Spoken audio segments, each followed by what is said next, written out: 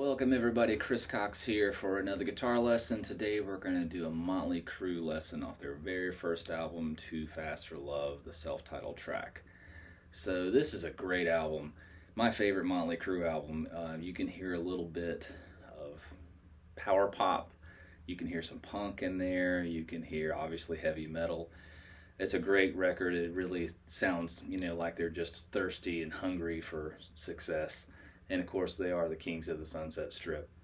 The album was actually recorded in 1981, and they released it on Leather Records, which is an independent label. It later got picked up by Elektra Records and was released in '82. As far as the recording goes, a lot of the album is their original demos with the Leather Records recording. When they were picked up with Elektra, they took the album and they did have them re-record some parts, but they mostly remixed it.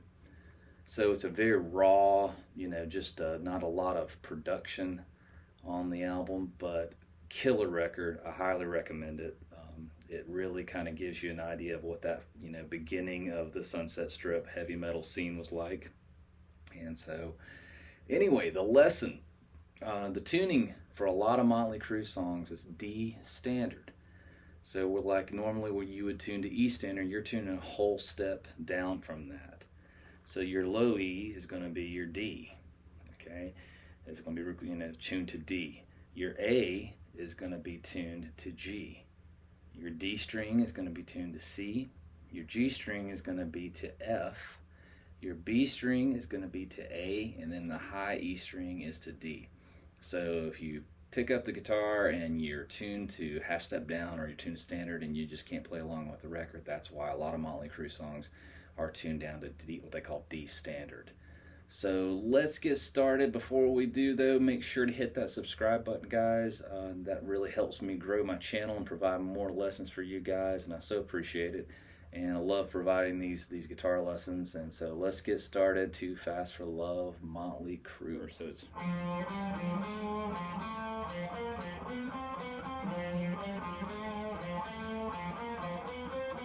goes to D,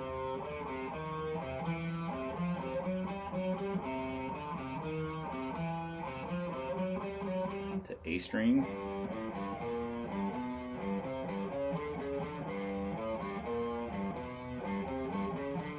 to the low E,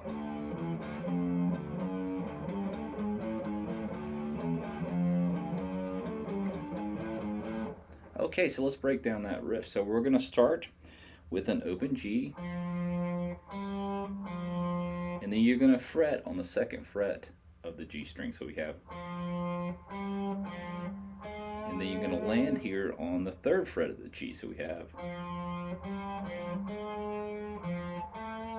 and then you hit another open G and go to the fourth fret. Then you go to the fifth fret and then play fifth and then 6 to 7. So slowly,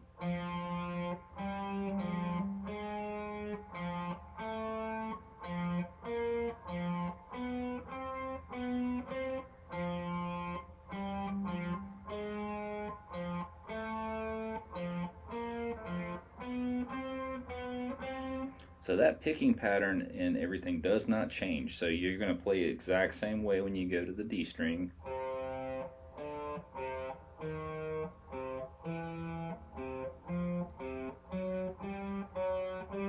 So as you're playing this, it's kind of like, you're hitting an open string, you're fretting, you're hitting an open string, you're fretting, and you're walking right down from the second, third, fourth, fifth, to the sixth and seventh. So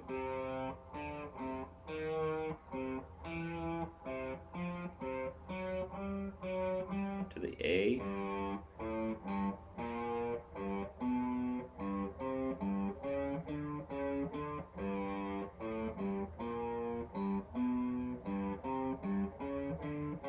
and then that pattern, repeats again on the low E.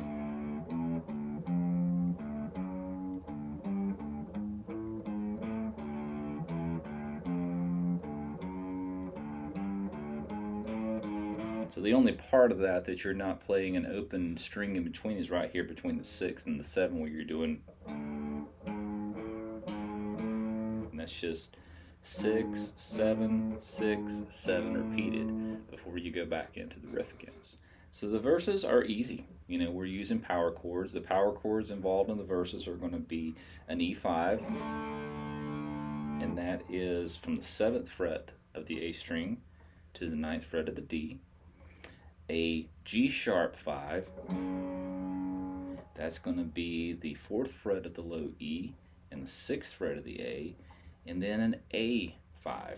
And that's going to be the 5th fret of the low E, 7th fret of the A. So basically the strumming pattern is this.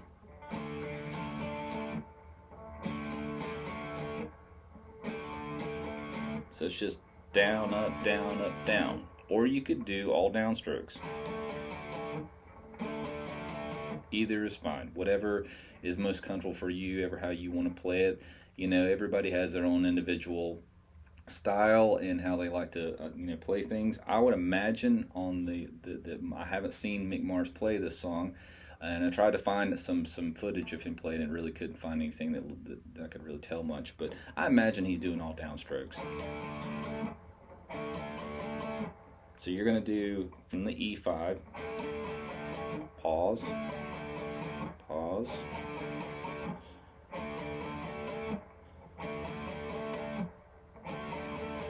and then you're going to go to the G sharp 5. Then we go to the A5, and then back to the E5.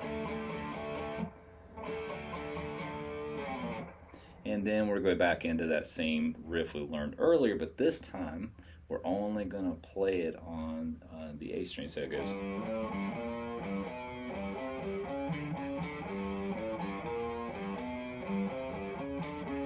And then it goes back into the second verse. And I should say, you know, you can, with these are also called power chords. A lot of people refer to them as bar chords, 5 chords. You can add, you know, when you play these to get a little thicker sound, you can add that octave. So this is an E note, and this is an E note. So if you want to play it just with, you know, first finger on the 7th fret and 9th fret on, third ring finger on the 9th fret of the D, you can also pull, you know, behind that and grab the 9th fret of the G and get a little thicker sound. You can do the same thing up here. You can grab the octave here. So all we're doing, playing the same thing, we're just going to add that 6th fret of the D. And then, of course, you know, you can do the same thing here. And you may notice that because you're tuned down this low, that you may notice your strings buzzing a little bit more because there's not as much tension on them. So if you decide to keep one of your guitars, you know, a huge Motley fan, and you want to continue learning a lot of their songs, if you want to keep it in a D standard, you might want to go up a gauge. Like I'm at a gauge 9 gauge string here. If I were going to keep this guitar in D standard, I probably would take it up to at least a 10, just so that it would put a little more tension on the strings. So from there, after we do the second verse, it's no different. So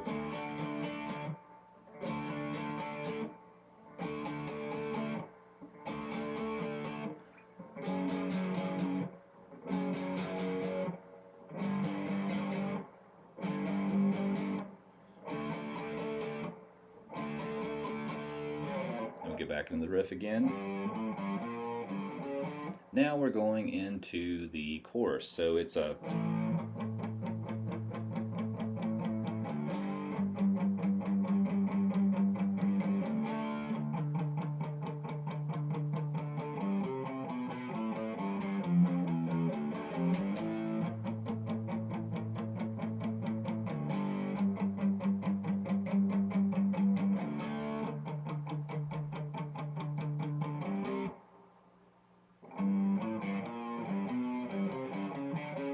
back into that familiar riff. So we're going to add a couple, we're going to add a chord in from that's different from the verse. So we're going to start, when we come out of that riff, from here you're going to grab the B power chord. these are all going to be muted down strums. So the B is going to be on the 7th fret of the low E and the 9th fret of the A. So you strum those two strings together. And then we go to the A. And before you switch to that A, you're going to hit the open. In this case, it will be the D note. But we know it's the E string. Doing the same down picking to the E. And then we have this little descending run, which is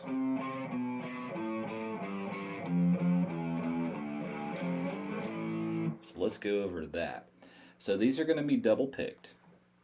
You're going to start on the 5th fret of the A string, so it's to the 4th fret, to the 2nd fret. That's all the A string. So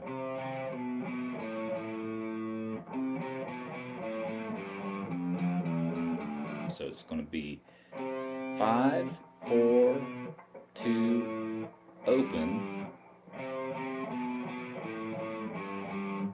to the low E string, 3rd fret, 2nd fret, open, and then you're going to switch to this. So that's going to be G power chord, which is the 3rd fret of the low E, 5th fret of the A, to the A5 power chord, to the back to the B. So it's a quick transition. Let me play that again slowly.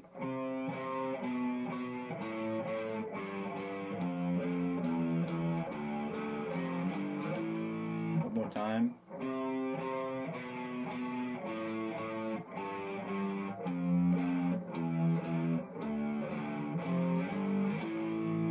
Repeats again.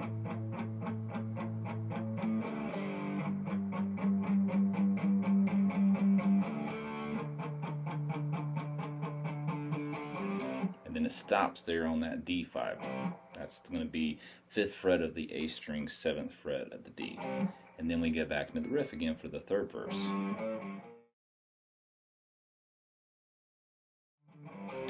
Now this part is the very end of the song.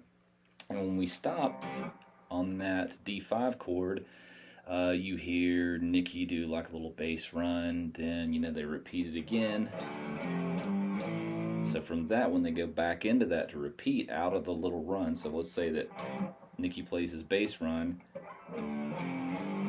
you got to play that riff to get back into it. So it's going to be open E, G5, A5 to B5. So repeats again.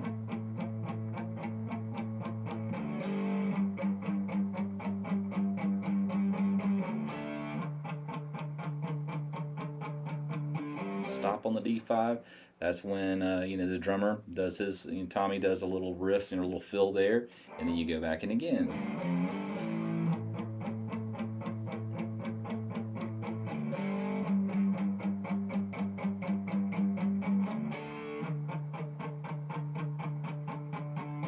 Here comes the McMars riff. Now, it's an odd sounding lick. It really is, and I'm not sure how much musical sense it makes, but it sounds really cool with the riffing that they're doing. So it's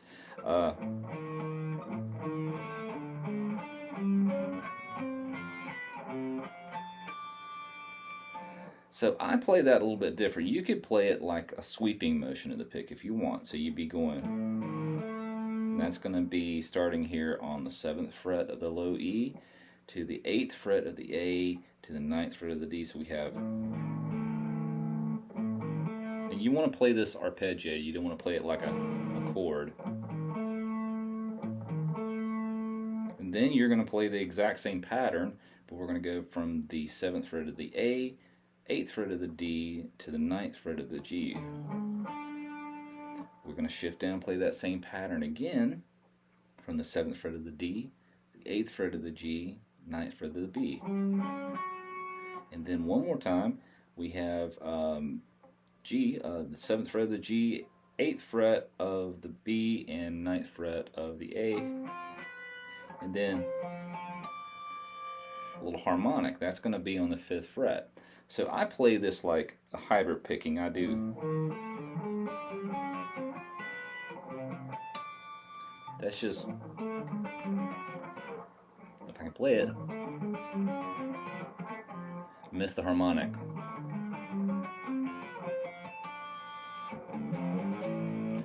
But you can, you know, that's up to you. The hybrid picking, I'm doing a pick, and then I'm coming up on that last note with my middle finger, so I'm doing. It's kind of like almost like a banjo roll, I guess. Now with the harmonic, you're not fretting anywhere. And sometimes folks will try to grab those harmonics in the middle of the fret, just like if you were going to fret a note. It just won't sound off right. You might get a couple in there. But if you lay your finger across the fret, so we're at the 5th fret here, and I'm just gently laying my finger across the D, G, B, and high E. And you get that nice harmonic. So